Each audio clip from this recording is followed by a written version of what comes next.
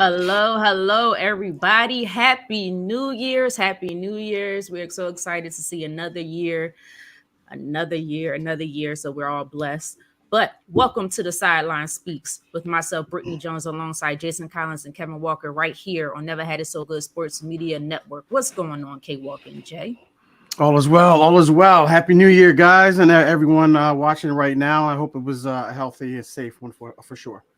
Yeah, everything's good. Happy New Year to everybody. Looking forward to the show tonight. Got some good stuff to talk about. So yeah, it's gonna be good. Indeed. I know we said this in our pre meeting, so before the show started. But again, I know K Walk was out partying his butt off, so happy belated birthday again. Thank you, bro. Appreciate it. Didn't do that much partying. Just just had fun. Put it that way. Oh no, don't believe him, guys. Well deserved. Appreciate it. But it's a lot going on, so much going on in sports. I hope everyone who was watching us had enjoyed their holiday. They had a safe, happy holiday. You got everything together, your mental health, so forth. But I will also ask, please, if you could just subscribe, like, and comment to the SideLine Speaks on YouTube. We greatly appreciate it. We're on the road to achieve 250 subscribers. Slowly but steady. We are still going. And thank you for joining us. Absolutely. But you guys ready to talk some sports? Let's do it. All right, guys. We got to start off this. I know it's been some big news.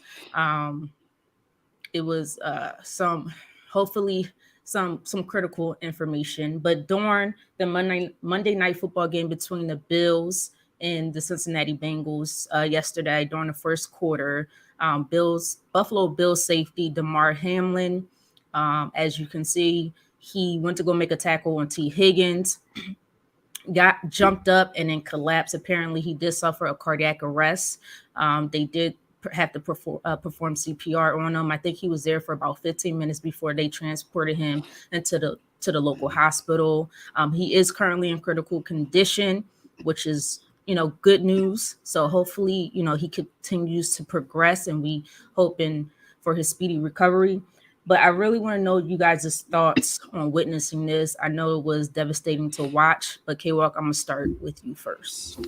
Yeah, Britt. I'm sitting there watching this game, and it just looked like a normal tackle to me. But when I watched it happen, it just seemed, I almost turned my head away just a little bit, just because it was just a normal tackle, great tackle nonetheless. Well, ultimately, as far as the routine aspect of it goes, and then I see him pop up.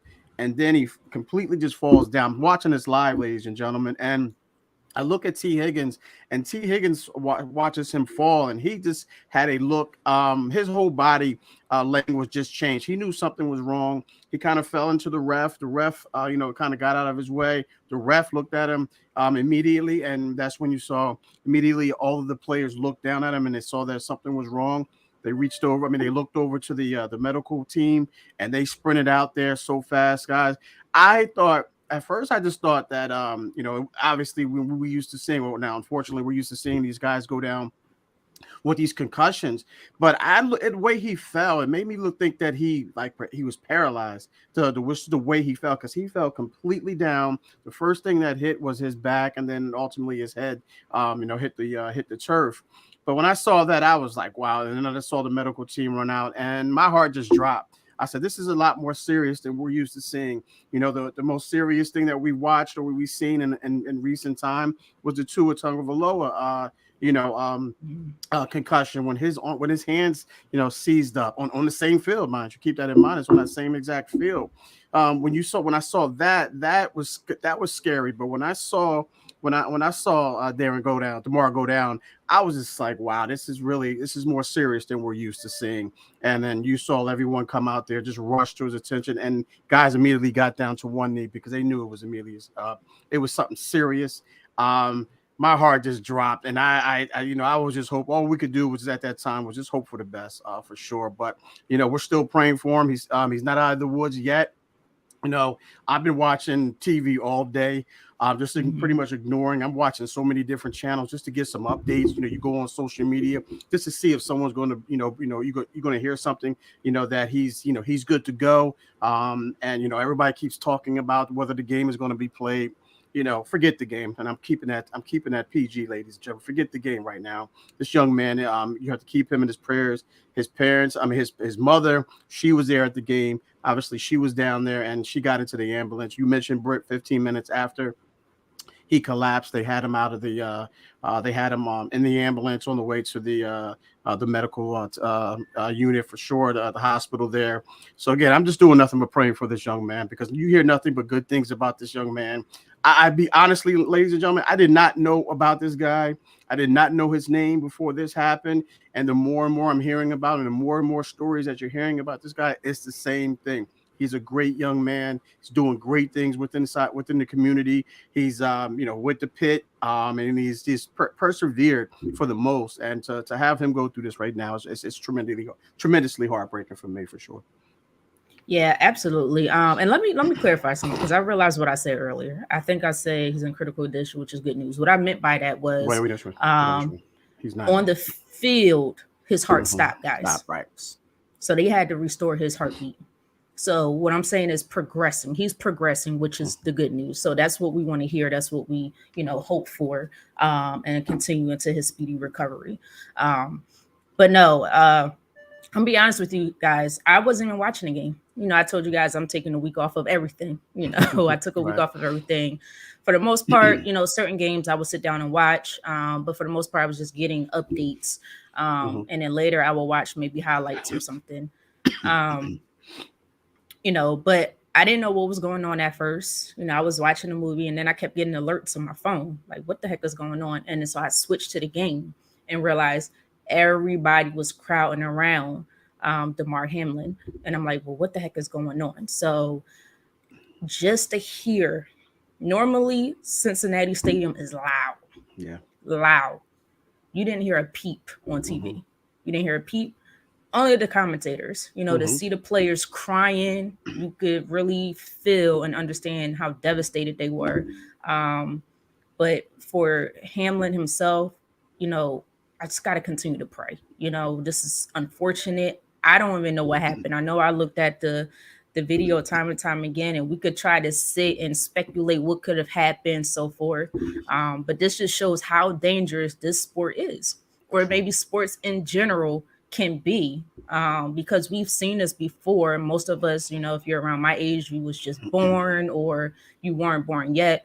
But Hank Gathers, I don't know if you guys, I know that's a different sport. That was basketball. I was watching that live. Yeah, I was watching that live. He was in college, only 23-year-old, similar situation. So I could just only feel for his mom. I don't know if he has siblings, but his family, how devastating it was to see her son go down and not move, not breathe on that football field. From, like you said, Kerry, that looks like a routine hit. It didn't look violent or anything like that. So it's very, very devastating. He's got to continue to pray, continue to hope. Like I said, he's progressing, which is what we want to hear. But Jay, what were your thoughts? Yeah, no, I mean, I think you guys covered it. Really just obviously praying for Damar and his family, and everyone's rooting for him, obviously, hoping that he can pull through this and have some sort of normal life, obviously. So that's kind of where my thoughts are. But also, like when you think about football players, I think sometimes because they're so big and so strong and so fast, and the game is so physical, sometimes we forget that these guys are sons and fathers and brothers, and they have families, and sometimes we forget about that because we're awed by what they can do on the football field. And yesterday was just a very sobering reminder for me that every time you strap that helmet on and go in between those white lines, you really are risking your life to some degree. Is it rare? Yes. I mean, but you really are risking your life to some degree when you go out on that field. And yesterday was just a very, very clear reminder of that. So just a lot of emotions. I think anyone that has played football or been a fan of football or have had family members that played football, everyone can relate to this because you know someone that's been out there, and you start to think, man, that could have been me, or that could have been someone that I care about. So it's just a lot of thoughts, a lot of emotions. Hopefully he pulls through this and, like I said, can have some sort of normal life. But man, it's just a reminder that how fragile life can be, and like you said, Britt, just how physical and dangerous in some aspects that the sport of football really is. And I think a lot of people take that for granted because these guys are so superhuman. But yesterday was just a reminder for all of us, really, what these guys sacrifice to get out on that field on a week-to-week basis. Like I know, and it's funny because I know we have other topics that we plan on discussing tonight. For some reason, I feel like this one take, because I do have some questions. Like, you guys play football, Division I football. I think, K-Walk, did you go to the Canadian League or something like that? Jay, I know you definitely played at Penn State. I don't know if you played anywhere else after. Played a little bit of arena ball after that. Yeah. So do you guys, and this will kind of roll into my next question, I could say, do you feel that players, fans, media personnel, other people do you feel a little desensitized to a lot of these injuries that can occur and don't understand how serious this game can be on someone's life? Jay, if you want to take it first, or people up. Yeah, no, I think it's a great question, Britt. I was thinking about it earlier today, and I do think we've all become desensitized to it to some degree, right? Because when we see the situation that happened with Tua a few weeks ago, right? And yes, it was bad. It was awful. We all felt bad, but then you get right back to football, right? And we see guys get knocked out, and we know the dangers that are associated with it, but we've almost just have learned, just like the players have been taught, like, you see an injury, okay, he's going to be fine. We have to move on. And I think in a lot of ways, that's how the general public views these things too. Exactly. I mean, think about this, because I was thinking about this earlier today, right? And Dominique Foxworth made a good point today on TV. He said very few guys in the NFL really make life-changing generational money, right? We know there's some $100 million, $200 million contracts, but the majority of those guys, they're not making that kind of money. I looked up the Bills' payroll today, and Damar Hamlin he's making a little over $800,000 this year, right? He's 24 years old. If he never plays football again, like, that $800,000 is not going to be life-changing for him. So when you kind of put it in that perspective and you say, like, is it really worth it? Like, to go out there and risk everything, when I know the general public thinks all these guys are rich, they're making millions, but that's not really the case. Right. So it just made me wonder, is it really worth it? And yes, Britt, to your question, I do think we've become desensitized to it. I do think we just look at injuries as part of the game. I do think we look at concussions as part of the game. Yeah. And very rarely do we think, you know what, one day these guys are going to be 50, 55, 60. Yeah. What are their brains going to be like then? I think we have to think about that a little bit more as we go forward. And again, yesterday was just a reminder for us at just how serious this game could be and just how fragile it could be. Like, in the blink of an eye, everything changed. You know, like you said, K-Walk, a routine play, a routine tackle. We've seen that tackle 100 times every single weekend. And in the blink of an eye, it changed for him. So it's hard to put words around, but yeah, Britt, I do think we've become desensitized to it. But I don't know if there's any other way, because the game's not going to stop. You know, it's going to continue, and I don't know that there's any way to change it or make it safer. So K-Walk, your thoughts? Yeah, just to piggyback on the last thing you said, Jay, I don't think there's any way you can make it safer. I mean, they're doing everything they can do just to, eliminate these or limit these concussions, and we're still seeing these concussions as well. I think everything that they have in place right now is going to probably be as safe as it could possibly be for these guys. There's going to be incidents that you're going to see where someone gets a concussion. Mhm. Hopefully we don't see this type of situation again. But yeah, the only thing they could do to make it safer is put flags on them. But I don't see it going that route by any stretch. Mhm. But yeah, I do to answer your question. Yeah, we have been desensitized to this because we've been so used to it, and like Jay mentioned, like you see these guys go down with concussions, you see these guys go down, with shoulder injuries, whatever the case may be, and even if it is a serious injury, and you see stretchers come out, or you see the medical team come out, you always wait for that one thing, that thumbs up from the player. Once you get that Mhm. thumbs up, then everyone can kind of get back to the norm, if you will. Mhm. But when you don't see that, and you see a defibrillator come onto the field, then all of a sudden it's like, whoa, okay, this is a lot. It can get a lot more serious, just a head injury or a high ankle sprain or whatever the case may be. And we got to look at it ourselves as well. It's like, listen, you get up, I need you for this fantasy. I need you for my fantasy championship, or whatever the case may be. Or get up, we need you to, to go out and win this game so we can get into the playoffs, so we can get this particular seed. We kind of, this, like Jay alluded to as well. We just look at these guys like they're just like supermen, and they're not human. And when we expect them to go down, when we see them go down, we immediately expect them to get back up. And if it's not immediate, we expect them to get back up before the season's is over with. But this is humbling for a lot of people. Jay, you mentioned, when I played, I mean, I didn't play a violent game. Jay, your position was more violent than my position. I was a receiver, and I mean, I never had that type of contact. I mean, I had a mild concussion, I broke my collarbone, but nothing severe. That I know you had your leg injury, Jay. Never had a serious concussion, or obviously nothing like this. But yeah, I mean, when you look at it, even me playing, I've never thought about being in that situation, because I always tell myself that I'm be self preserved. Self preservation was my main thing. But you really don't go into it thinking that. Yeah, but like you said, Jay, there's a lot of money that these guys make from a fan standpoint, from a fan standpoint. Mhm. But like you said, Jay, it's not generational changing money. But when you go out there, you don't think about that. You just go out there and you do what you love. You work hard. You want to fulfill that dream.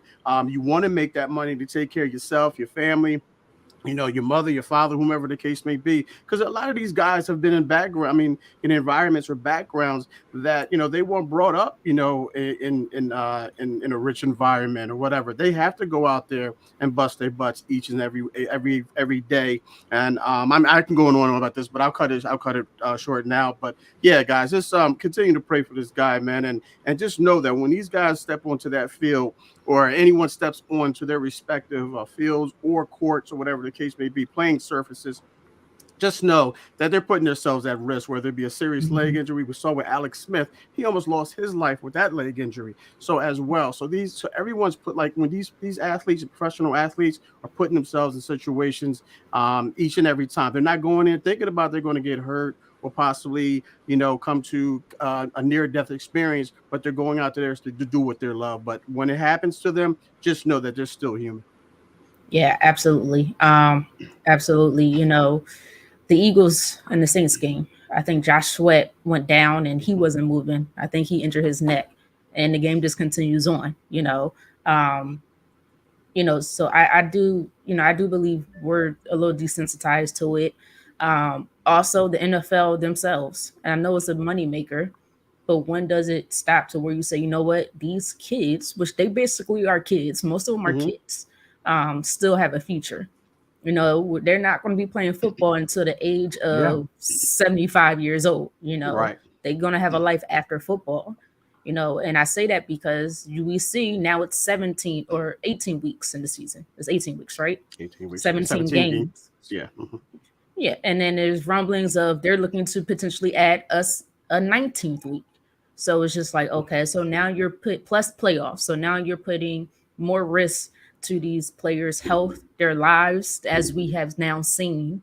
And we have seen these type of hits time and time again. They may look so simple. They may look, oh, he didn't get hit hard, but yet he's not moving. And then we see the other side where they do get hit hard and they Mm-hmm. jump back up and they're fine.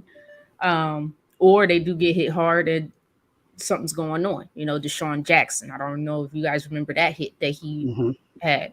The Steelers, the guy from the Steelers, Ryan Shazier, he had to retire Yeah. because he Carolina. experienced paralysis. Mm-hmm. So Yeah, we absolutely have to.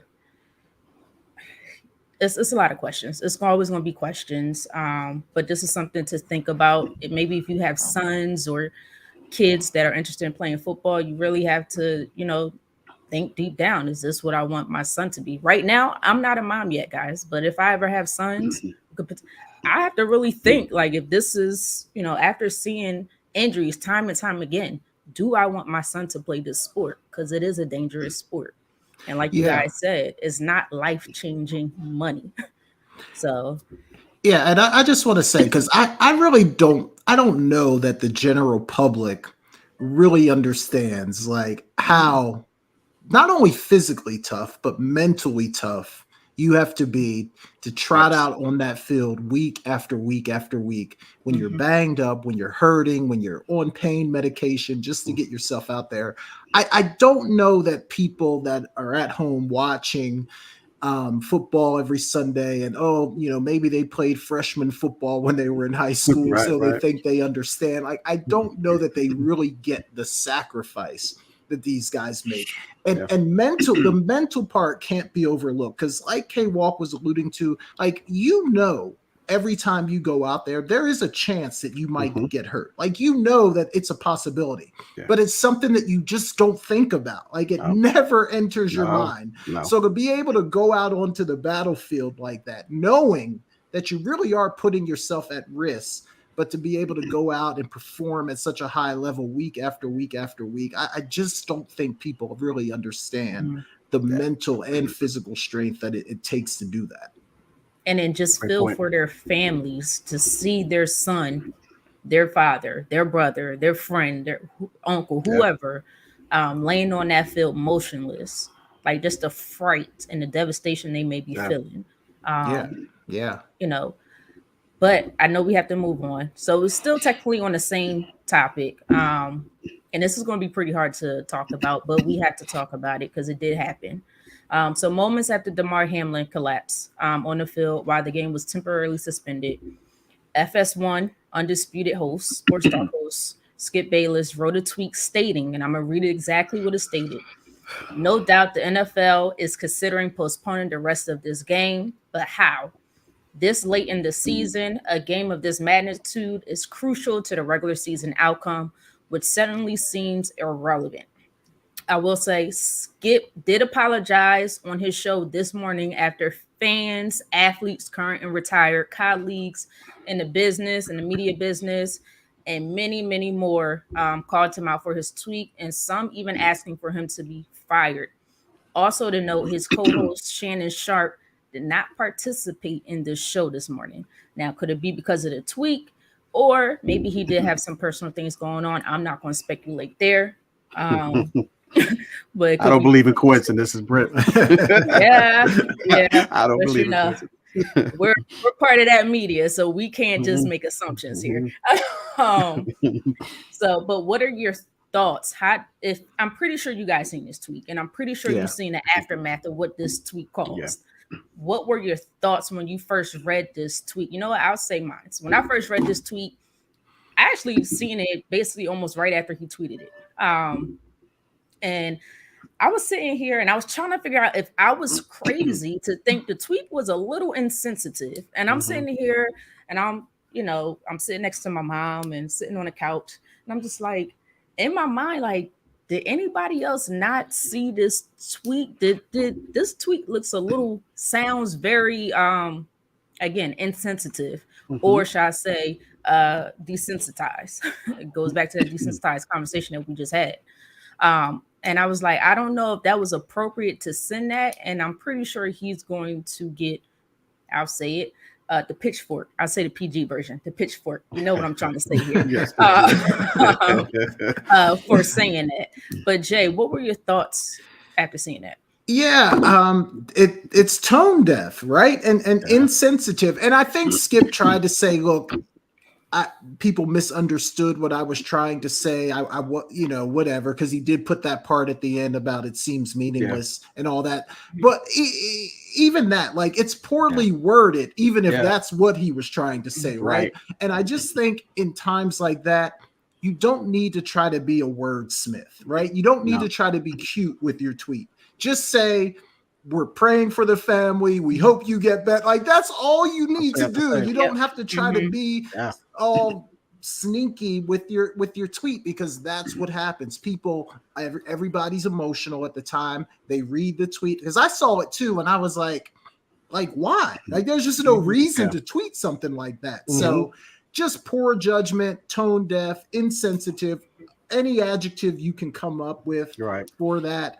And just for somebody, and look, I know part of his job is to be shocking and provocative and all those things, but not in a situation like this, right? Exactly. At some point, you have to have a moral compass, right? And just do the right thing.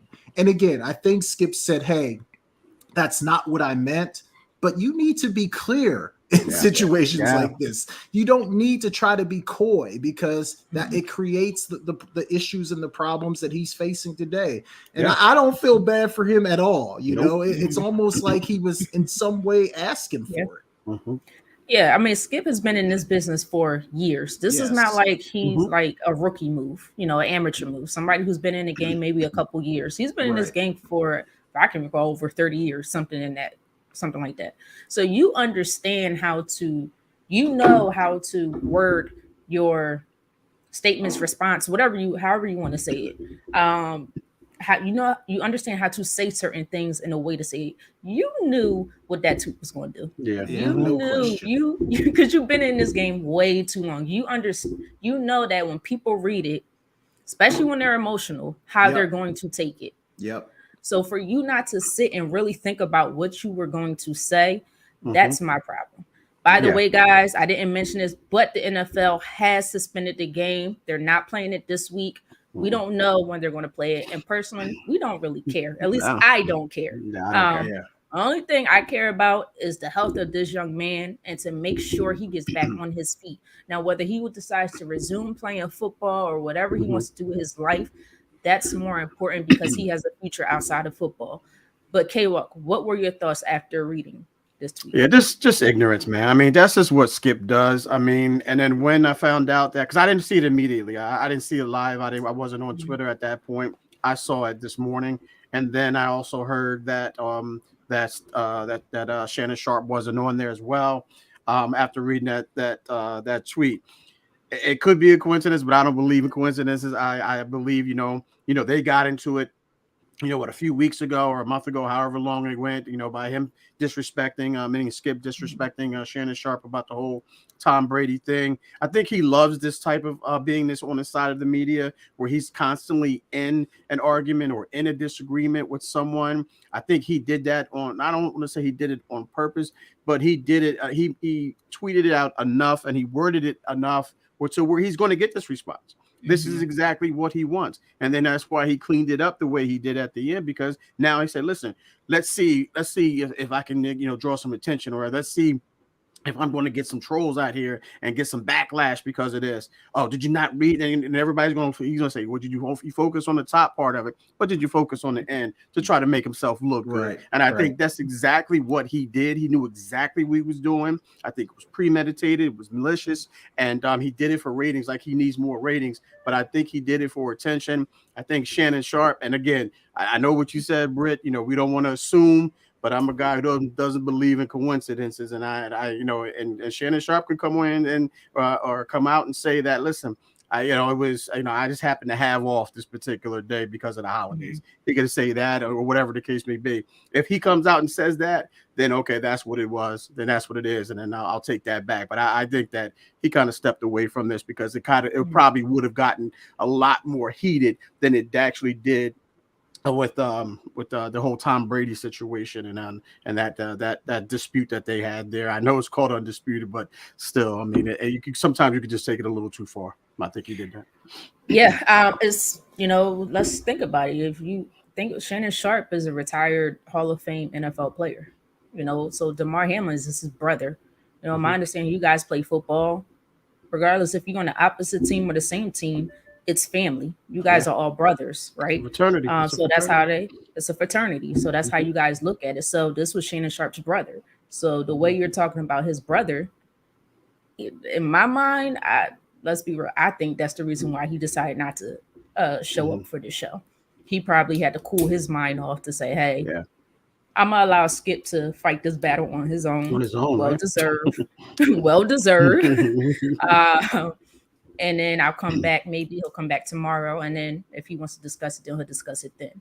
But all right, guys. And Britt, just real quick to your point about them not playing the game, you know, which everyone obviously agrees with. But even like this Sunday, like, do you really think Buffalo's going to be ready to like gear up and play a game this Sunday? Like all the preparation that you have to do during the week, all the film study. Like I just don't see, like today it's Tuesday already. I don't see how, with everything that they're going through and everything that they just witnessed, like how are they even going to be ready to play a game this coming Sunday? Like I don't see how they're going to be able to do that. Especially if he stays in this state right now, he's still in critical condition, especially if it doesn't change in any way. You want to get back on that. Well, you don't really want to get back on that field, but you want to say to yourself, I'm not getting back on that field until I know my brother's all right or what condition is going. It's got to be, bro. I'm thinking this last night, and then you know, Troy and Buck were going back at it. Well, now Gory going back at it, but you know, they were being as sensitive. I mean, they were being sensitive as they possibly can. Excuse me, let me clean that up because they're very professional there. I just think that, you know, if it was me, I would just say, listen, let's just say I can't get back on that field until I know the state of my brother, man. And that's just the bottom line. It's going to be interesting. Yeah. And I have to shout out Stefon Diggs. Stefon Diggs, he's a superstar wide receiver.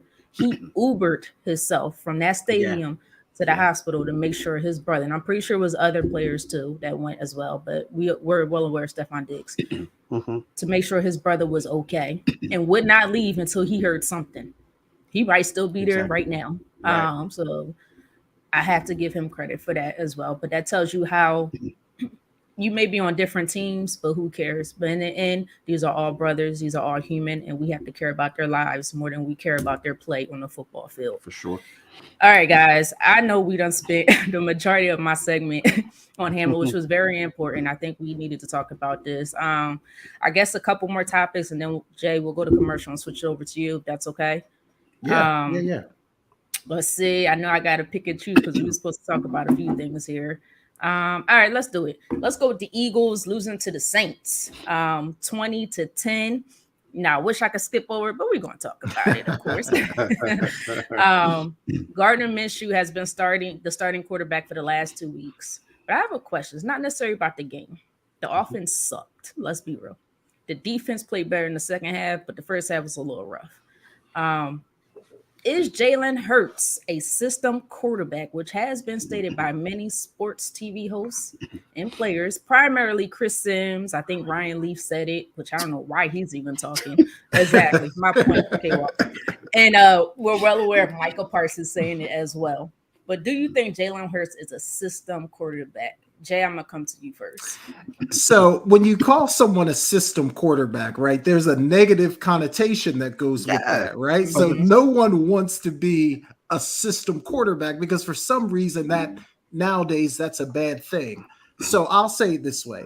I think Jalen Hurts plays in a system that benefits his skill set. Like, and the coaches are smart to run that system because it's the way that he's going to be the most successful. Just like when Peyton Manning was playing, he played in a system that was good for his skill set.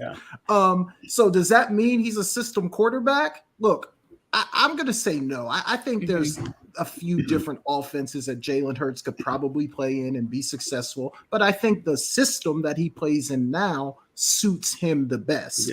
So does that make him a system quarterback? I don't know, but it makes him a very successful quarterback playing in the system that he's in. So I don't know if that answers your question at all, but I just think the offense that he plays in suits him really well. Let me rephrase it. Okay. Let me try to rephrase this. So does he play in a system where you could plug in any quarterback, right? And they could just excel at it? So I So would is it say easy So I to would say everybody? no to that. I would Mhm. say because his skill set is unique, right? Because of what he brings in terms of the running game, being able to move the pocket, things like that. I think his skill set is unique. There's not a lot of quarterbacks in the NFL that can do what he does. There's some, Mhm. but there's not a lot. So no, I don't think it's like a plug and play system where you could just plug anyone in there and they're going to be Mhm. fine. Because Jalen's skill set is very unique and he does things that not a lot of people can do. So from that standpoint, I feel like the Eagles have done a really nice job tailoring that offense to Yeah, suit his needs Mhm. rather than just saying, hey, this is what we run. We're going to run it. Jalen, you figure it out. yeah. Yes, I do agree.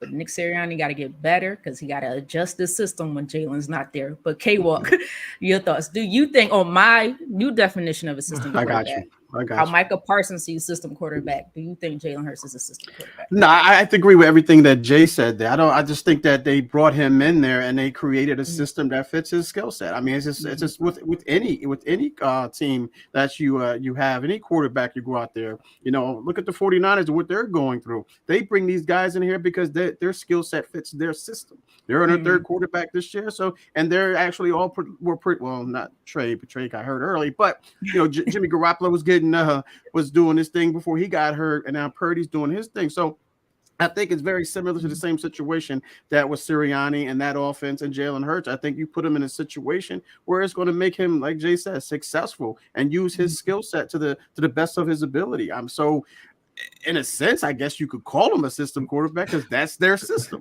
and he's Yeah. successful at it. So if you want to look at it in that aspect, yeah, he's a system quarterback. Mhm. But I think if you take him out of that system and you put him in, some other systems, I think he can excel as well. I think he Mhm. can do a lot more, with his arm. He's proven that in this system, he's shown that he can win the games with his arm as well. And I think that's where a lot of people are starting to say, like, listen, can he beat you with just his arm? I Mhm. think he can. He's proven that this season. So I'm going to say yes. He's a system quarterback based on the system that he's in, but I think he can also excel in other offenses as well. Yeah, you know what? I agree with you guys. I think from Michael Parsons and Chris Sims, I don't care what Ryan Leaf has to say. Sure. He played the game in the NFL, something like that. um, but with Chris, their definition of system quarterback, I think they're wrong as clearly as you can see. Because if that was the case, Gardner Minshew would have went and killed the Saints, Yeah. right? No, Gardner Minshew's accuracy is so bad, it made no sense. His indecisiveness, I've never seen a quarterback, and maybe I have, I just never paid attention, jump so much in the pocket. And I'm like, stand strong, young man. It was driving me crazy. Stand strong.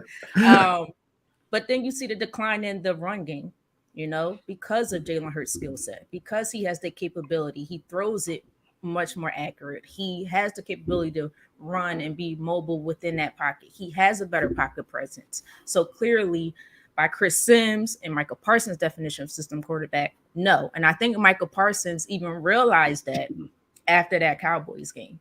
Yeah. After the Saints game, he was like, "Well, wait a minute. Jalen Hurts may be a lot better than what we thought." Because Mhm. even Michael Gardner Minshew in the Cowboys game, those receivers had to make some athletic plays. I don't know how many times I had to see Dallas Goedert and Devontae Smith climb the freaking ladder to go get that ball. Like they had to jump. I never seen Dallas Goedert be more athletic my entire. I'll probably never see it again. but but clearly Jalen Hurts is not a system quarterback. Um, but on that, because of that, do you think Jalen should still be in the MVP running even after missing 2 games? Which is a much tougher question. But K Rock, I'm gonna come to you first. I'm gonna say no. I think he lost some Mhm. ground there. I think what Mahomes was doing. I think it was kind of a tight race. I think Mahomes had this slight edge, coming down the stretch. Now that Jalen's out right now, I think he loses. I know he shouldn't. You shouldn't lose a job or you shouldn't lose an Mhm. award due to an injury. But I think the way that the media looks at it, and I think he does lose some ground. I don't think he's a favorite. I think Mhm. Mahomes he has pulled away a little bit for sure. So as much as you don't want to hear it, I think he lost some ground being Mhm. hurt there. I think for me, I think he should still be in the running. Mind you, I said in the running. Now, Hmm. will he win it? No, because he missed the 2 games. But yes, I still think he should still be considered as a finalist. What is it, 3 finalists, something like that. I think he'll be in the top 3. And I don't know the top 2. Yeah, top 3 in the running. But as we do know, the 2 games he missed does hurt him. But it kind of helps him also because of everybody thought he was just a system, the negative connotation of system quarterback. But Jay, what are your thoughts? No, I agree, Britt. I think, I mean, is he still in the running? Like, is his name still on the ballot, so to speak? Sure, but I don't think he's going to win. I think missing these games at this time in the year where, you have an opportunity to make a statement, I don't think he can win the award. But you're right. To your point, Britt, him not being there and them not being able to win without him, it does really say a lot about how much he means to that team. But I don't think the voters are going to look at it that way. I think it's Patrick Mahomes' award to lose at this point. Yeah, I think what Jalen Hurts will get, he won't get the MVP, but he'll gain a lot more respect from the standpoint of fans and media. And like you said, Jay, how valuable he is to this team, to this organization, and the difference that he made. They average over 30 points per game with him in there. Or they average 30 points per game, I think it is. They got 10 worst offensive performance I've ever seen with the Eagles in a very, very long time. But all right, guys, 1 more or 2 more. I wanted to get to this one, but I might have to skip it. Go for it, Britt. Go for it. Don't worry about it. All right, let's do it. So I changed this question up a little bit, and I didn't tell you guys, so I'm gonna tell you guys now. This was 2 separate questions. I combined them into one. Vikings lose big to the Packers 17-41, and the Bucks won the NFC South after beating the Panthers 30-24. Are the Packers or the Bucks a more dangerous team in the playoffs? Jay, I'm gonna come to you. Who did I go to first last time? I don't know, but Jay, I'll come to you first. Look, I don't think when I watch the Bucks play, they just don't strike me as dangerous. And I know they caught a little bit of fire this weekend. Brady and is it Evans? Mike Evans. Yeah, they had some nice connections on a couple of deep balls. But I'm still not buying the Tampa Bay Buccaneers. I'm just not. I need to see more out of them. The Green Bay Packers, on the other hand, I feel like this is a team that's actually getting better. Like early in the year, Aaron Rodgers had no continuity with his receivers. Timing was off. It was like they were trying to get to know each other. But now I feel like this team is actually playing pretty well. Yeah. So if I had to choose between the two, I'd rather see the Bucks than I would the Packers, because to me, it feels like the Packers are coming on at the right time. But the Bucks, I don't know. I feel like they're just hanging on. They're kind of backing into the playoffs for me. So I'd rather play the Bucks than the Packers. Okay, well, yeah, I agree with that for sure. I think it's an easy one for me. I mean, the way that the Bucks have been playing so inconsistent, well, they're 7-8, I think they are right now, or 8-8. I'm not sure what their record is right now. But 7-9, I think it is. But anyway, they backing in, they're getting into the playoffs because of the fact of the matter is, they're playing in that horrible division as far as records goes. But the Packers right now, they're right on the cusp, and they're playing really good ball right now. Like you said, Jay, they're playing hot. They're getting hot at the right time. Yeah. And Aaron Rodgers is finally connecting with his receivers. Lazard, Watson, Dillon, and Jones are running the ball really well. The defense is actually playing really well for sure. So I definitely would not want to see the Packers right now. I definitely prefer. I know it's be careful what you ask for, but based off the question, for the question's sake, I'll take the Bucks coming. I'd rather face the Bucks right now than the Packers for sure. Look, this is hard for me because I'm an Eagles fan, and you seen what happened last year, right? You seen what happened last year, right? But it seems like every time Tom Brady gets into the playoff, this team gets to the playoff, something else switches. They at least somehow get past that wild card round. Don't ask me how. I don't know. But I think I'm going to agree with you guys by a little bit. Because, look, it's still Tom Brady. Leonard Fournette shows up in the playoffs. He won't show up any other time. Mike Evans, he's been turning it up a little bit lately. Chris Goddard is a little bit more Chris Godwin. Chris Godwin. He's a little bit more healthy now. Yeah. But it's something with this Packers team. I watched that game against the Vikings, and man, we already know what's been happening with the Vikings. So they're up, they're down, they're left, they're right, whatever with them. But this Packers team is really becoming something else. Like you guys said, that Chris Watson kid, at times he looks like he could be unstoppable. It's hard to keep up with his speed. The offensive line, I think they got healthy. One of their, I think it was the left tackle, the right tackle came back healthy. So I know Aaron Rodgers was happy about that. Aaron Rodgers looks a lot more sharp. And we knew he would turn around because he's a big time vet. So as talented as he is, him playing not so well was only going to last but so long. So I will say the Packers are a more dangerous team.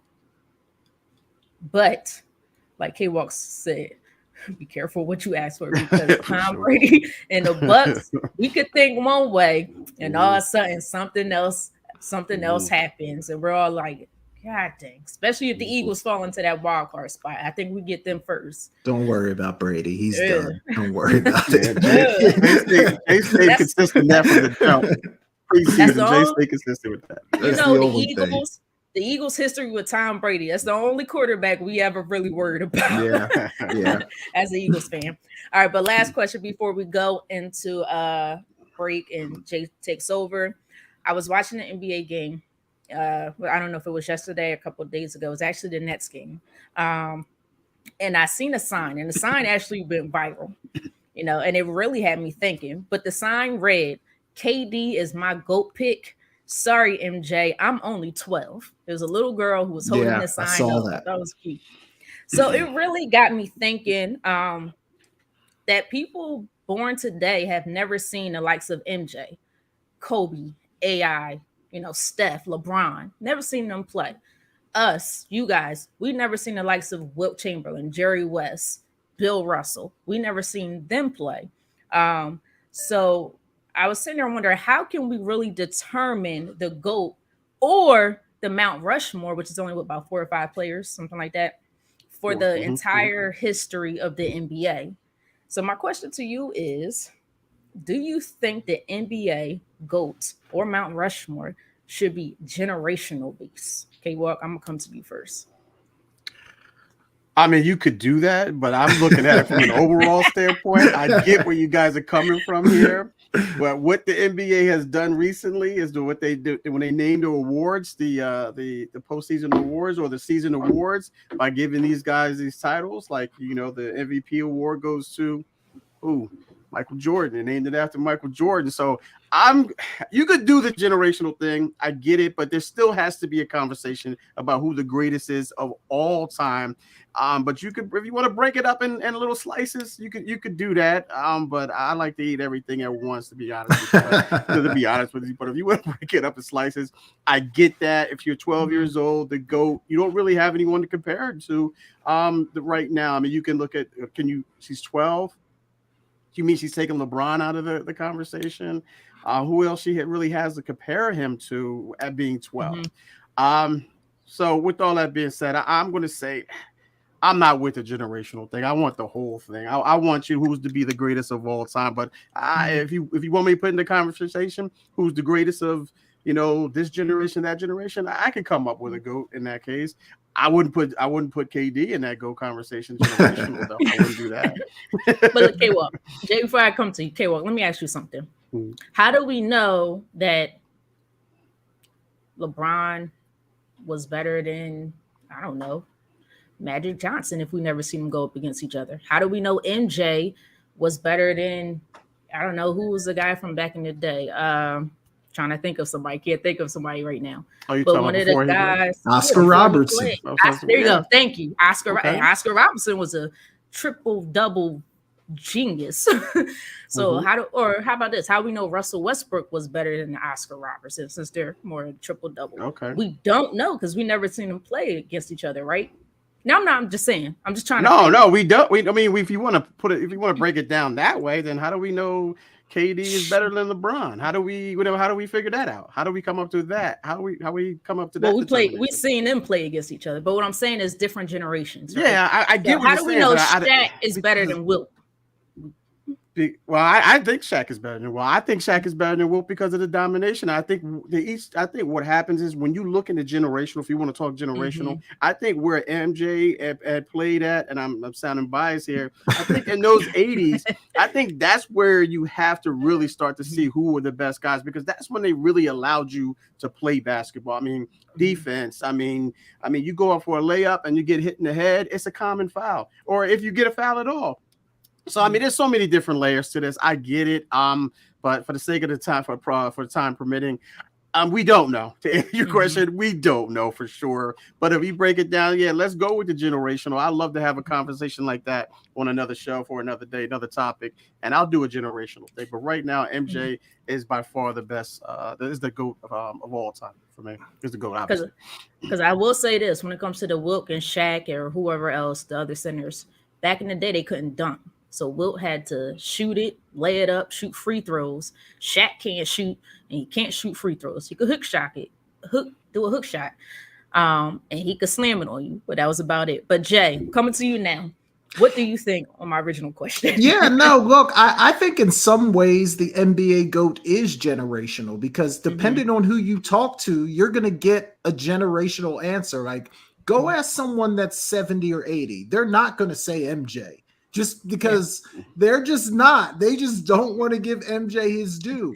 And then if you go talk to somebody that's 12 or 15, you might get an answer like LeBron or Kobe or KD. So in some ways, I do think even now it is generational. But I tend to side with K-Walk here. Like, it's very hard for me to go in any other direction than Michael Jordan. But I think that's because K-Walk and I grew up on MJ. That's all we know. So it's hard to go in another direction other than MJ. But look, at the end of the day, really, Britt, it's all just opinion. Like, I can think MJ's the greatest. You could think LeBron's the greatest. And there's really no way to settle it. So it's all opinion. I do think at some point, right? I mean, think about it. K-Walk, when we're 80-year-old grandpas. I don't know that MJ's still going to be considered the GOAT, you know? That's true. Yeah, because someone else could come along. It's going to change with the generation. I just haven't, someone else could come along to make MJ look like he's not the GOAT in the conversation. But I don't see that, and I haven't seen that, in my opinion. I haven't seen that. Yeah. I'm not saying there are no great ball players come by, but I still haven't seen anyone better than him.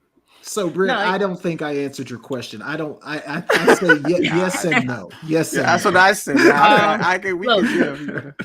Look, this is what I say. Because, of course, we have a lot of biasness because of who we grew up on. You guys grew up on MJ.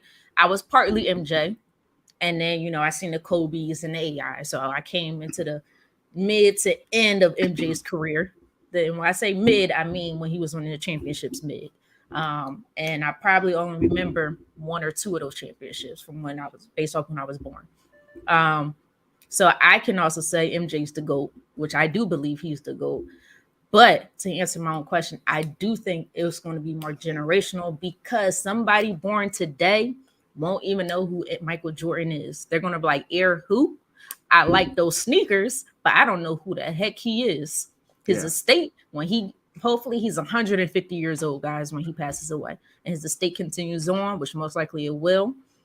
People are going to know the sneakers way more than they ever seen Michael Jordan or know anything about him playing basketball. So it's just going to happen. So I think, although we're biased, I think it will then become a generational, or it is a generational base GOAT, because we see it now. Our grandparents, Wilt Chamberlain, Bill Russell, Jerry West, so forth. Us, Michael Jordan, your grandkids, my great grands. I'm just kidding. Will say, Luka or Ja. So to me, it will become generational. But all right, guys, we gotta go to break now. I spent a lot of time on my segment, but now it is Jay's turn. So when we come back from break, he will absolutely take over. There is an ant on my screen. Jeez, I don't know what's going on. I don't like bugs. So let me get this now. Okay. But Again, please, guys, subscribe to the SideLine Speaks on YouTube. We're greatly appreciated. We are striving to achieve 250 subscribers. Again, baby steps, slowly but steady. And please make sure you share our show. Check us out every Tuesday at 7 p.m. live. Soon we will have more guests for you guys.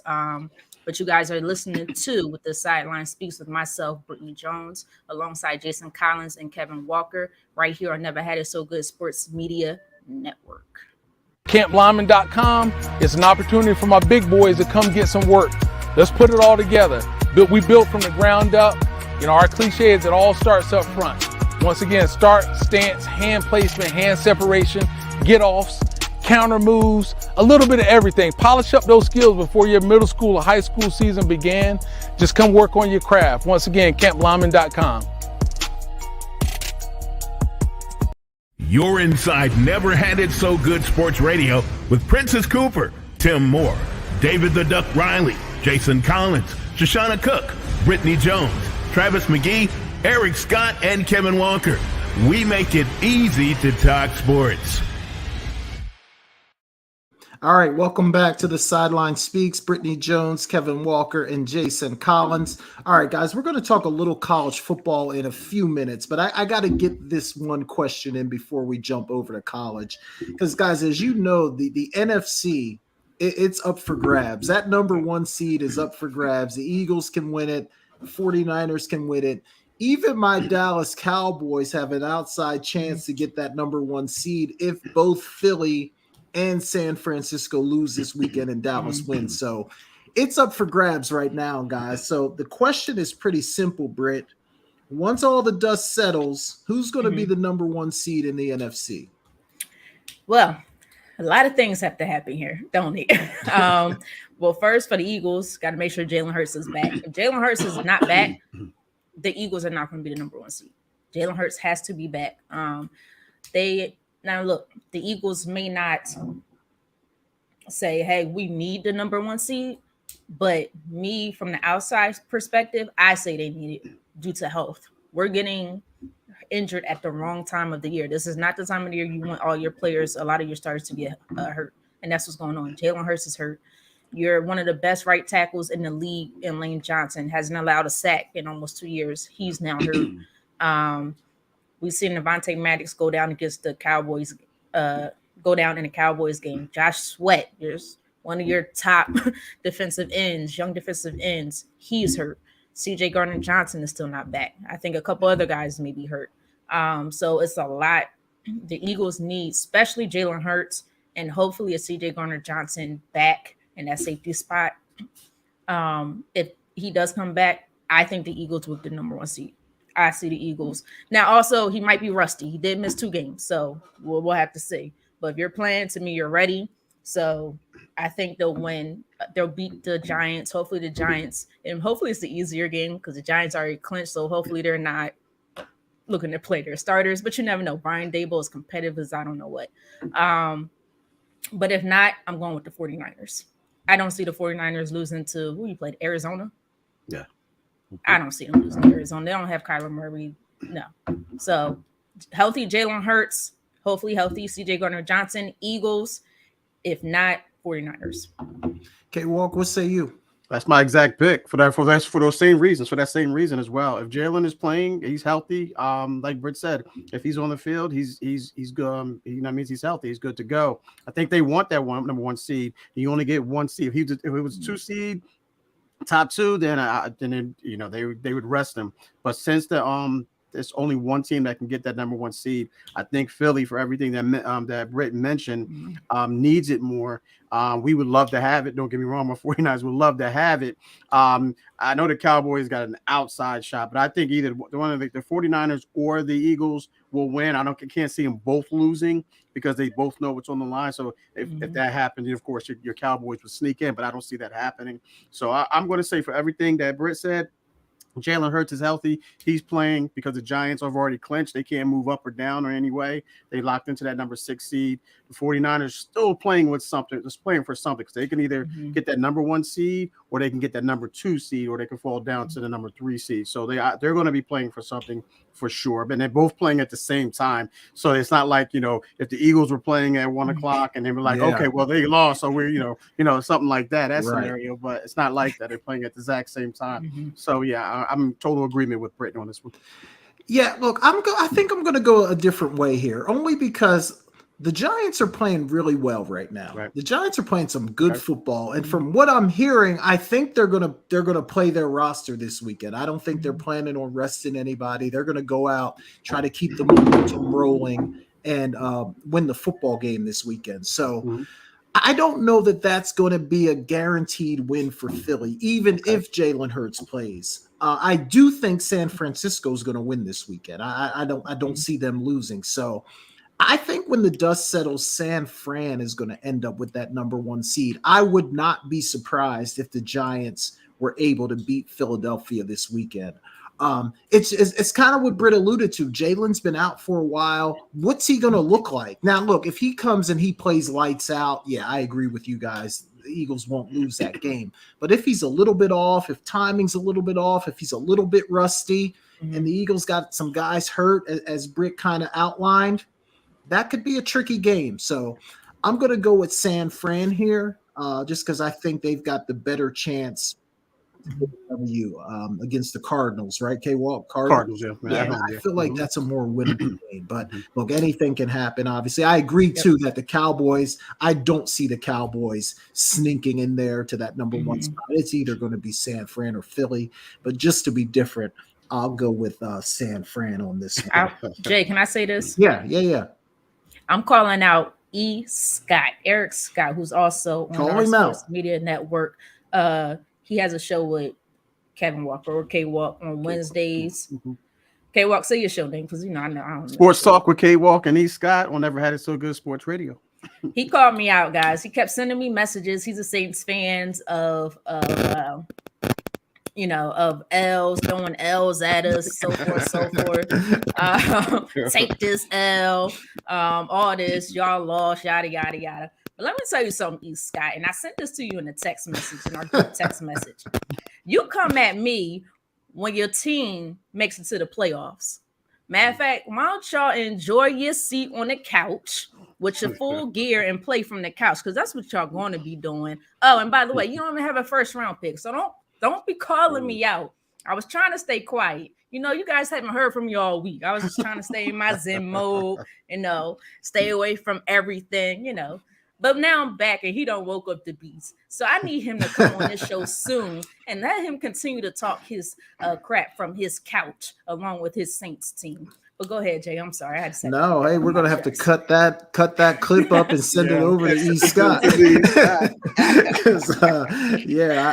definitely got to get E. Scott on the show. Let me sneak one more in before we talk college football playoffs, because guys, there's been a lot of talk about Luka Doncic. I mean, he's been playing really well. He had that 60-20 game about a week ago or so. A lot of people just talking about Luka like he's the best player in the league, one of the best players in the league. Is Luka, K-Walk, in your opinion, is this guy, let me say it this way, is he the best young player in the league? Or do you have him as your best player? Where do you have him, K-Walk? Nah, I don't have him as my best player or best young player. I just think he's playing really good basketball right now. I think that's what he's ultimately doing. I don't know. We talk about generational. Is Embiid in the same category as him as far as being a young player? As far as being a young player, would he be that guy?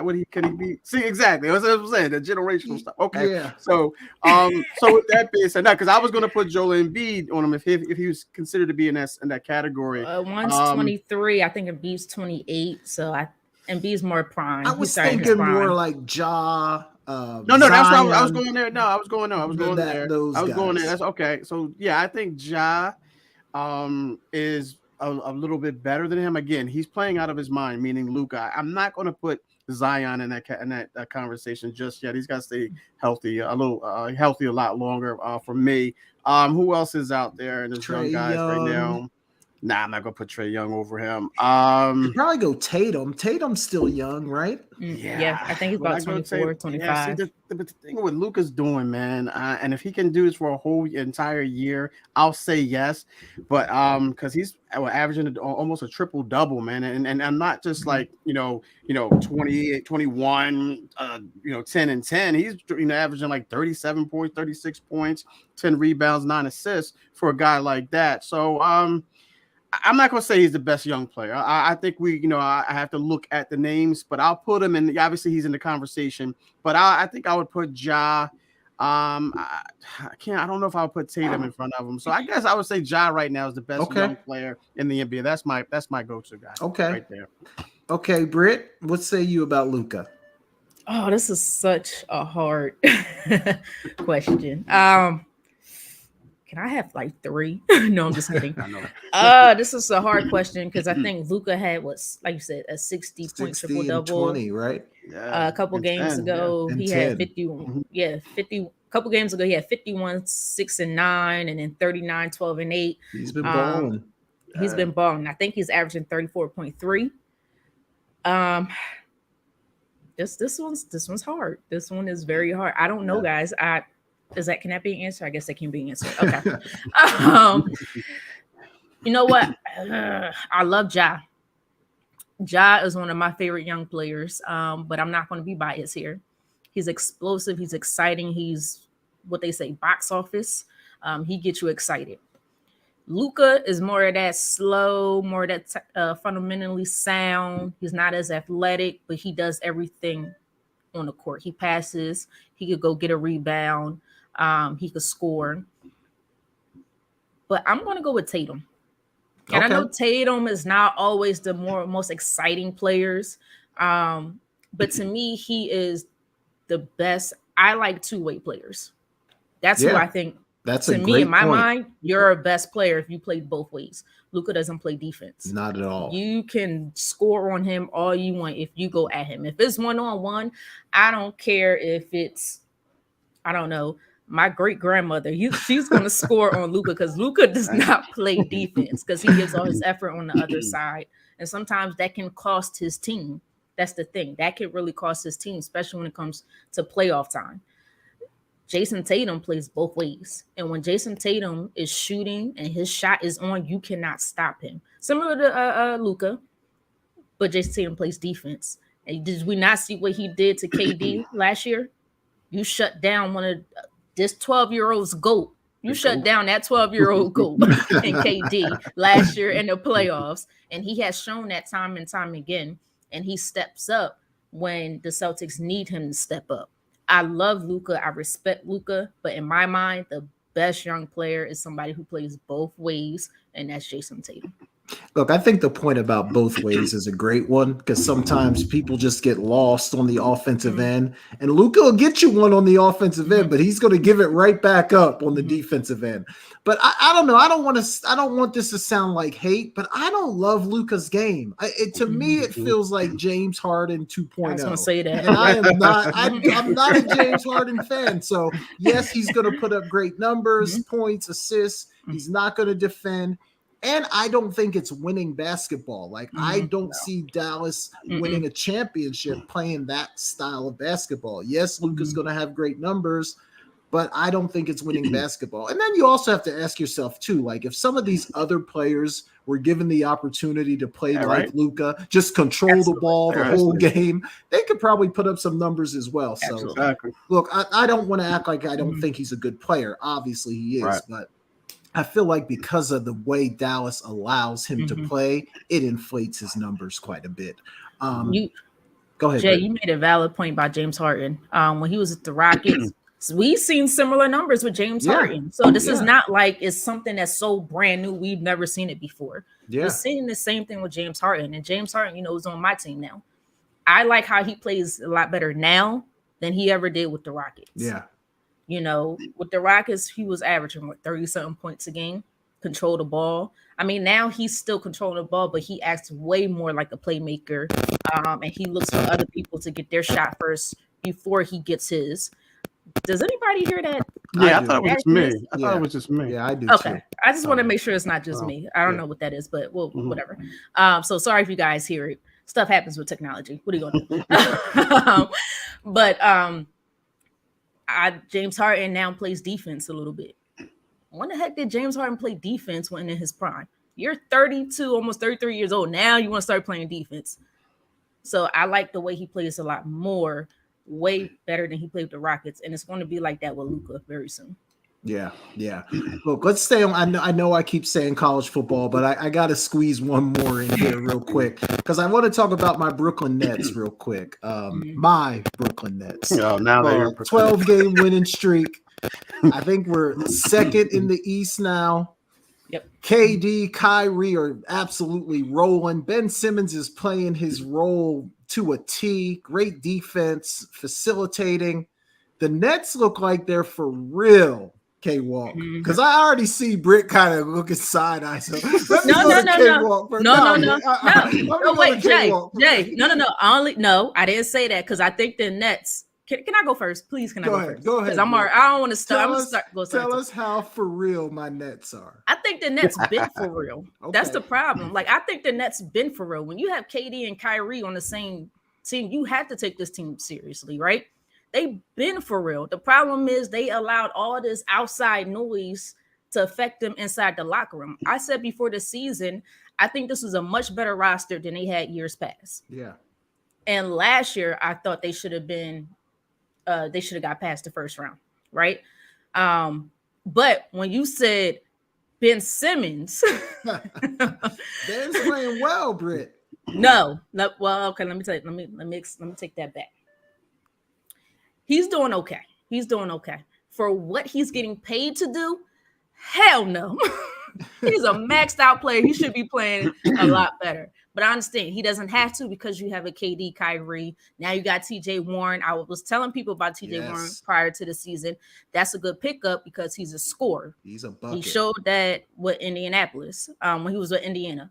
So Ben Simmons, I'm still questioning. I guess he is what he is. Yes. I think the last game he had 6. Now I gotta look it up. Now you're gonna have me look it up. Wait a minute before he's not gonna give you tons of points. 4.6 rebounds, 9 assists. That's a good game. I think his real value is on the defensive end. Like they're saying he might be up for defensive player of the year. Like he's playing that well on the defensive end. So I don't think he's gonna score a lot of points, but if he can defend, rebound, and get 8-9 assists a game, I think that's all you can hope for out of Ben at this point. But then I need some of that money back. That's my point. I need some of that daggone money back because, no disrespect, he's still not a Draymond Green, even if he's one of the best defensive players out there, right? I like Ben Simmons. I respect him.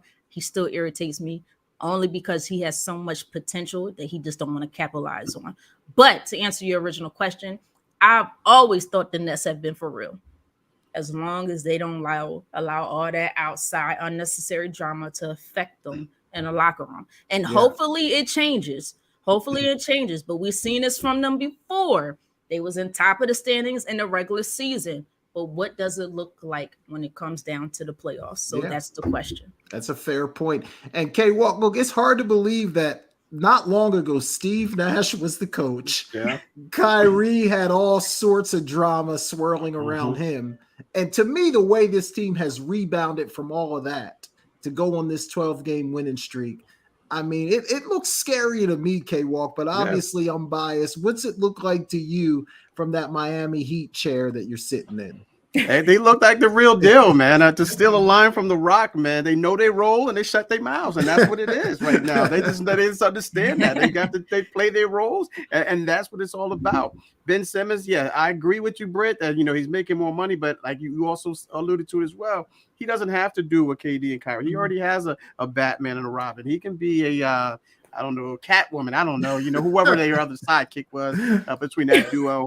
But no disrespect by calling you a Catwoman. Not that there's anything wrong with being a Catwoman, but I'm just saying, just another sidekick there. Hey, it's 2022. You could be whatever you want to be. How about that? Yeah, all right. You can't say what you want to say. That's the only thing about it. I'm sorry, I lost my train of thought. Oh yeah, so so everyone's knowing the rules right now. I think the change of the guard, pun intended, meaning you bring in Jock Vaughn and you get Steve Nash out of there. I think he's more of a basketball minded guy as far as the experience goes there. And he's got these guys playing exactly, how they're supposed to be playing, and the role players are stepping up and doing their thing. Now, Britt, you mentioned they did this last year, but they really didn't do it last year. They started off hot, but then they started to tinker at the end, if you will. I think they're doing it in reverse this year.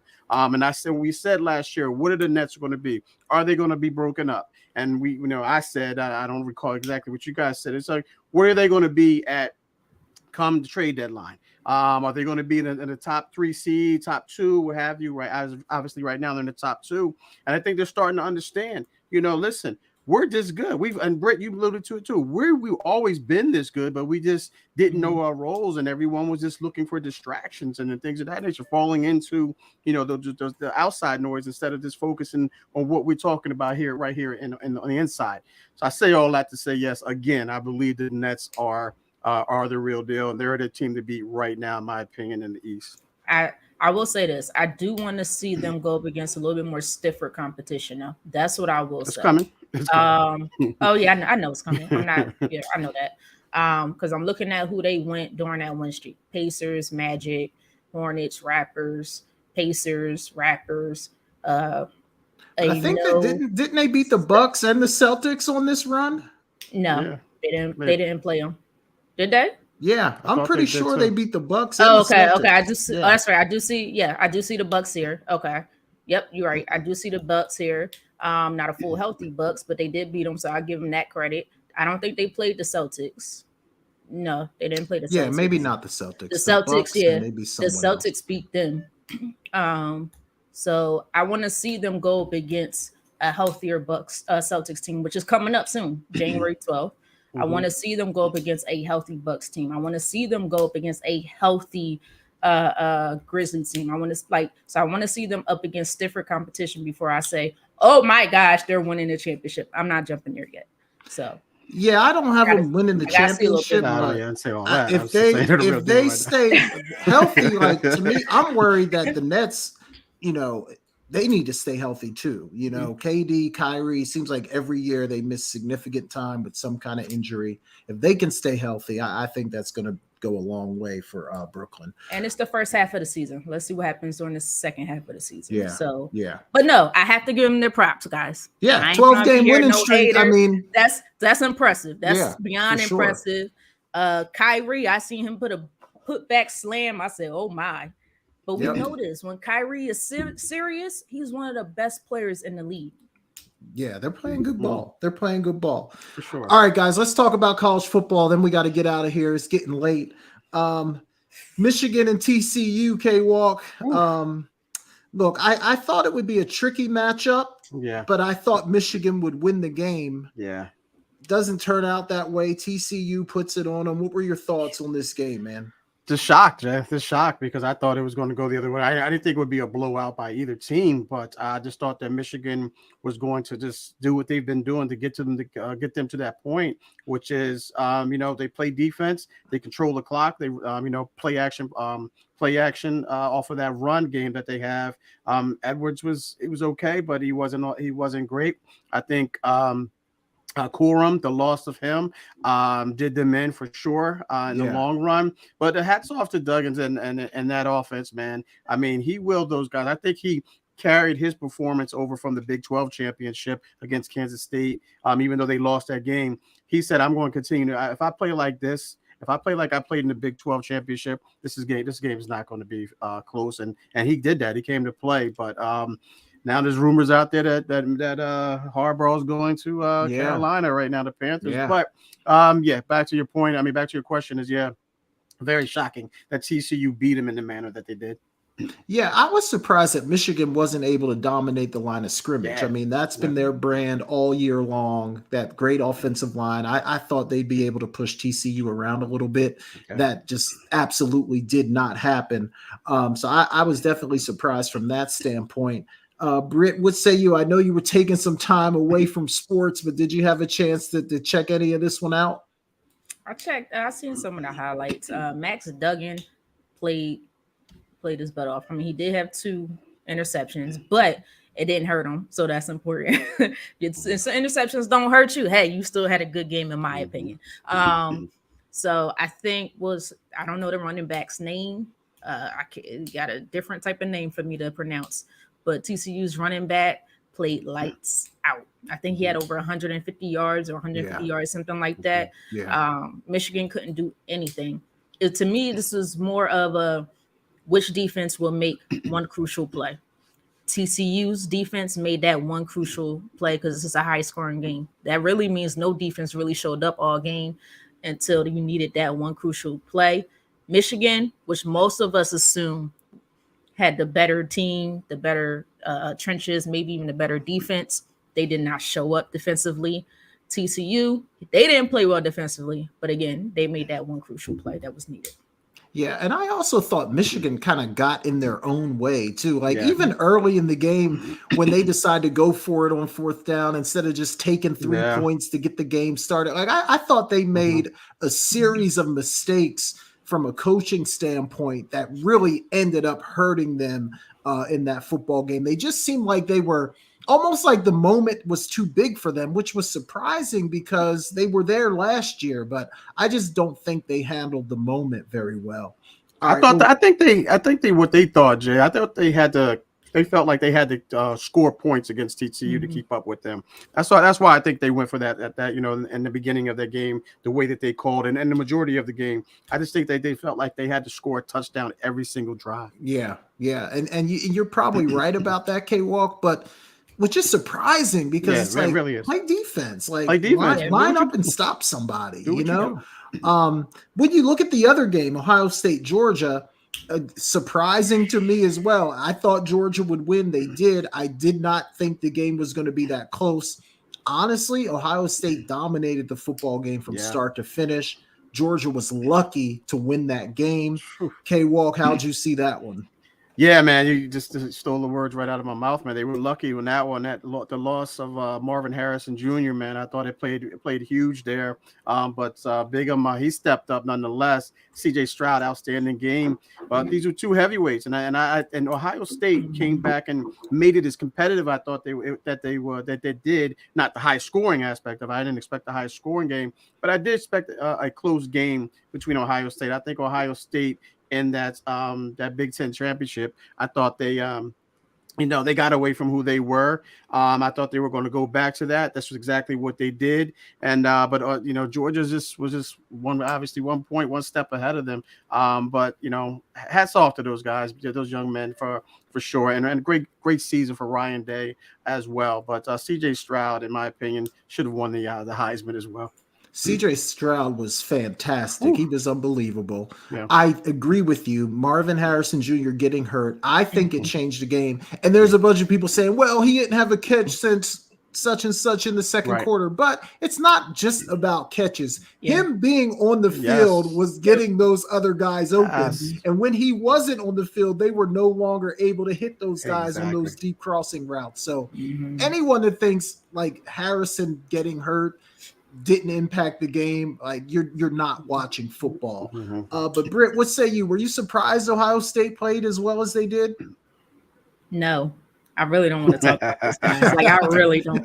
We were this close. What the heck was that kicker doing? I don't know. Was the holder? Was it the kicker? Because that kick was where was it? It looked like a good hold to me. He just missed that thing. Always blaming on the kicker. Never blaming on the holder. As a former holder, it was never the holder's fault. Jay, he just missed it. No, he shipped that thing over to Asia, wherever that thing was going a completely opposite direction. I was sitting there like, what the heck is just happening? You had the game in your hands. Like, he could make that kick. Like, you telling me your nerves got to you that bad? So, yeah, that part frustrated me a little bit. But overall, no. Outside of that, it was a good game. I think I agree with you guys. I think Marvin Harrison Jr., when he went down, it wasn't the same after that. And you could tell because the I can't think of the team. The Georgia Bulldogs defense just geared their team to the stronger receiver at that point in time. And their receiving game just wasn't the same. But that's like you said, it's important to have him on the field, even if he's not making catches, because it causes worrisome within the defense. Like, you have to worry about this guy. Matter of fact, we may have to put 2 players on him to open it up, but that opens it up for everybody else. So that's what I'm gonna say. Just gonna tough loss Yes. for the Buckeyes. Next year, we'll get them next year. Hopefully not. We'll get them next year. Hopefully not. Hopefully not. Hopefully my Nittany Lions will be there next year. K-Walk, I am not a blame it on the refs guy. I hate when people blame the refs when their team does not win. I'm not an injury guy. Like, oh, so-and-so got hurt. That's why look, if you're a team, you should have a backup ready to go. Mm-hmm. But there were some questionable calls in both of these games. The targeting call against Harrison Jr. that was not called. Right. Yeah, the targeting call at the end of the Michigan game that was not called. The touchdown on like the 1 yard line for Michigan that was a touchdown, then it wasn't. Right. What were your thoughts on any of those calls? Did it change the game? Are you okay with those calls? What were your thoughts on some of those? You know, Jay, as a receiver, man, I always said that, you know, the refs didn't dictate the game. I mean, there were some if it's a close game, I get it. They're gonna be magnified. Those calls or lack thereof are going to be magnified. I'm not one to blame it on the refs either, Jay. I'm not. They got it wrong. But the thing about it is they went back and they looked at it and they still, you know, they still got it wrong. And I guess, you know, a lot of different people's opinions, but I'm not, you know what? I don't think that decision was solely made by the refs. I think it was made by a higher up there. Maybe, you know, I'm a conspiracy theorist sometimes, ladies and gentlemen, but I'm not going to be one here. So with that being said, Jay, to answer your question, no, I'm not blaming it on the refs. They still had an opportunity to win that game at the end, meaning Ohio State, and then also Michigan. They just you know, they just put it on what you call them. So I'm just, you know, so I'm going to say the Ohio. Neither one of them made a big impact. Jay, they still had an opportunity to win that game, meaning Ohio State, and Michigan just outmanned TCU. I mean, TCU just outmanned Michigan in that point. So. The targeting call in the Ohio State game, that one, because we've seen some targeting calls before where you're like, how's that targeting? And this one that actually looked like it was targeting and they don't call it. Like, to me, that one changes the game, because if Ohio State scores at that point, I don't know that Georgia can come back. I don't know. I feel like that one was critical, but again, I don't want to blame the refs. Even after that, Ohio State still had plenty of opportunities to win a football game and didn't get it done. Britt, did you think the refs affected that game at all? Now, okay, I'm trying to see this. Now, I'm looking at the play. So they kicked the field goal on that play versus a touchdown? They settled for 3, yeah. And it's like I remember the targeting, but I don't remember the points. Okay, so they settled for 3. That one to me was a difficult call to make because when I looked at it, it looked like he led with his shoulder, but his head just was there too. I don't know if I disagree with the call, guys. I don't know. It's tough. Yeah, that one was a tough one. That was fairly close. So I'm not going to get on them too bad, because I still think Ohio State still had an opportunity to win, regardless if they had to score 3 points or a touchdown. They still had an opportunity to win, and they still should have won this game. But shoulda, coulda, woulda. It is now in the past. Yeah. And I'm speaking from as an Ohio State fan, guys. Yeah, Georgia was lucky to get out of there with the win. Sure. Real quick prediction: Georgia TCU Monday night. Who you got, K-Walk? I'm a ride with the number 1 team, man. I'm gonna say Georgia gets it done. I think that Bennett gets it done. I think Kirby Smart finds a way to hold down Dugan in that offense. I know it's an explosive offense. I think they're going to make the adjustments on the defensive end, so we won't see another game like a high-scoring game. I could be wrong, but I doubt it.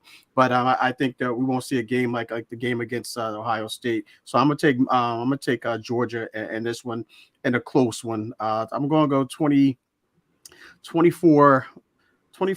here, 24-20. Yeah, I think Georgia wins too. To me, they're just the better team, but one of the things Ohio State exposed was like if you can pass protect, you can throw the ball against Georgia's secondary. So if TCU is able to protect the quarterback, I think they're going to have some success throwing the football. So I think it'll probably be a better game than maybe a lot of people expect, but it's just hard to pick against Georgia, man. They're just so talented. Britt, what say you? You know what, guys? You going the other way on this one? Forget it. I'm going the other way. TCU impressed the heck out of me. I'm going the other way. I'm going with the Maxey guy, the Max Duggan. The guy who I'm not sure will survive on the football field. He keeps playing the way he plays. Because he plays, I got to give him credit, but he plays hard. I'm going with TCU. I was really impressed. Now, the only thing I will say, if Max Duggan has more than one interception against this Georgia team, there's no way TCU is winning. I know he had 2 interceptions against Michigan, but Michigan did not play a great game whatsoever.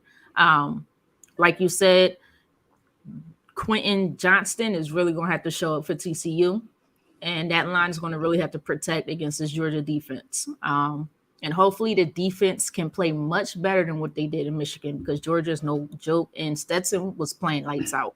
I know Ohio State should have won that game, but I got to give Stetson some credit. He was playing well that game as well. So I'm going with TCU. I'm going to say the score is going to be, I still think it's going to be a high scoring game. I don't know if it's going to get to the 40s or 50s. I'm going to say 30-35 TCU. Okay. That's an interesting pick. Hopefully we just get a good game. I really don't care who wins, but just give me a good last college football game of the season and I'll be happy. You guys have a Who's Ballin'? All right. Yeah, let's do Who's Ballin' real quick. Every week, guys, we want to shout out a team, a player, somebody who's just been absolutely playing great in whatever sport that we choose. Britt, I'll start with you on this one. Who you got this week? Who's balling? So this one was a little tough. I wasn't sure whether to go football, basketball, college, whatever. I thought about Joel Embiid. I thought about Luka. I felt Luka was a little bit of an obvious one, but I decided to go with somebody's GOAT. The one they always compare to MJ. LeBron James just turned 38 on December 30th and decided to turn back the clock. So maybe 4 or 5 years ago, because he has been playing lights out. He recently dropped 47, 10, and 9 in a Lakers victory over the Hawks, and then came back yesterday and put up 43, 11, and 6 in the Lakers 121-115 victory over the Hornets. Now, my question is, Father Time who? I don't know anymore. I'm just all confused about Father Time. Who is Father Time now when it comes to LeBron James? But LeBron has been balling. Yeah, I agree, Britt. He's been playing great. I mean, he really has. He's been playing great. And he looks better. Like he looks like he's got a little bit more spring in his legs too. So man, he's been phenomenal. Without AD. Yeah. I'm gonna go. I'm gonna shout out my guy Klay Thompson, because he's been having kind of a rough year. But I think it was last night or maybe the night before, he dropped 54. So Clay's finding it, but to be able to drop 54, coming back off the injury, still trying to find his rhythm. Klay finally found it last night, dropped 54. So for me, Klay Thompson is balling. K-Walk, who you got? Yeah, I'm going to go to NFL here, man, and I'm going to go with a guy that went against my team on this past Sunday, and that's Jarrett Stidham, man. I mean, he came out there and went bananas on arguably the number one team in the NFL from a statistical standpoint. I know the Philadelphia Eagles got something to say about that, but my man he was 23 for 34. Not lately. 265 yards, 3 touchdowns. I know he threw 2 interceptions, but against that defense, man, that's some serious numbers. The Raiders had over 500 yards of total offense. So on Sunday, Jarrett Stidham, was balling. Yeah, man, he played good. I watched a ton of that game. I was like, man, are the Raiders really going to pull this off? But 49ers came through in the end, but he played well. Jay, can I do an honorable mention? Yeah. We got to do an honorable mention. Cleveland Cavaliers guard Donovan Mitchell, Spider, 71. Yes. scored 71 points, but assisted on 99 points. That's crazy. Yeah, that is crazy. That's phenomenal. Assist, 99. Like that's just crazy. Yeah, that was a great game. Great game. All right, guys, 1 minute rant. You guys have one, or you want to wrap it up here? I have a small one, man. Nothing big, anything like that. Just the 49ers defense. The same reason why I said Jarrett Stidham was balling is the same reason why I'm ranting against the 49ers. So get it together, fellas. That's it. That was a 10-second rant. That's all I got for them. They know what they need to do. Britt, you got something? All right. Yeah, I got something. I thought about the Eagles, but I said I'm gonna give them a break because they're not healthy. Gardner Minshew needs to get out of there fast, quick, please, hurry up. No, but I'm gonna go more on the positive route. I'm just happy to see so many good people in the world. Even though the news tries to paint a negative picture constantly, when we turn on 11 o'clock news, whatever news, they always talking about something negative that happened in the world. But I'm positive. I'm happy to see people come together. And they donated millions and millions of dollars to Bill safety, to the Buffalo Bills safety, Damar Hamlin, who we talked about earlier, his charity, his tour drive. Yep. When I last checked, it raised over $5 million. Yeah. Mind you guys, the goal was only $2,500. Yeah. They raised over $5 million, and I believe it is still growing. So if you could find where that GoFundMe is, continue to flood, even if it's $1, just continue to flood his GoFundMe to really help him out. But let's just keep praying for his speedy recovery. So that was my rant. Yeah, no, that's a great one, Britt. It is amazing that how in such, an unfortunate situation, there's some really good that came out of that. So yeah, I'm with you there. Mine is along the same lines. Obviously we all saw the Damar Hamlin situation, but I do think we need to shout out like the first responders, just the workers there on the scene, how quickly they got to him, how quickly they began to administer the appropriate care. I think that's going to go a long way in his recovery. So just their ability to act quickly, get to him and get to work right away, really saved his life, honestly. And then even also the players, for the way they handled it, the coaches from both teams, in a situation like that where it's so unexpected and something that we've never really seen before, just the way that everybody on the scene there acted and responded, I thought that was really phenomenal. So just a shout out to everyone that was there on the scene. And again, obviously we're wishing and hoping the best for Damar Hamlin. So, and you got to shout out the Cincinnati fan base. Yeah. I seen one guy, Cincinnati fan. He had one sign, turned it around, wrote on "We're praying for Damar Hamlin." I thought that was real incredible as well. Yeah, because a lot of times we highlight the worst of fans, and we've seen some behavior over the years, but it was great to see in a situation like this how everybody could get on the same page. So that was and they're having another vigil for him at 8:55 in the hospital. That's 24 hours after he went down, he collapsed. So just a shout out to everyone who's going to be involved in that for sure. Whether you be a Bills fan, Bengals fan, from what I'm hearing, so many different fans coming in from so many different areas wearing their respective jerseys, their team jerseys, and just showing so much love. So just keep up the love, ladies and gentlemen, for sure. Yeah, absolutely. For sure. All right, good stuff, guys. That was a fun one. Ladies and gentlemen, please, if you're listening to this show, hit that subscribe button. Subscribe to the SideLine Speaks. Like it, share it. We are trying to grow this platform and grow our audience, so we appreciate any help you can give us doing that. We will be back here next Tuesday at 7 p.m. We thank you for listening to the SideLine Speaks. For Britne Jones and Kevin Walker, I'm Jason Collins, and we'll see you next week. You're inside Never Had It So Good Sports Radio with Princess Cooper, Tim Moore, David the Duck Riley, Jason Collins, Shoshana Cook, Britne Jones, Travis McGee, Eric Scott, and Kevin Walker. We make it easy to talk sports.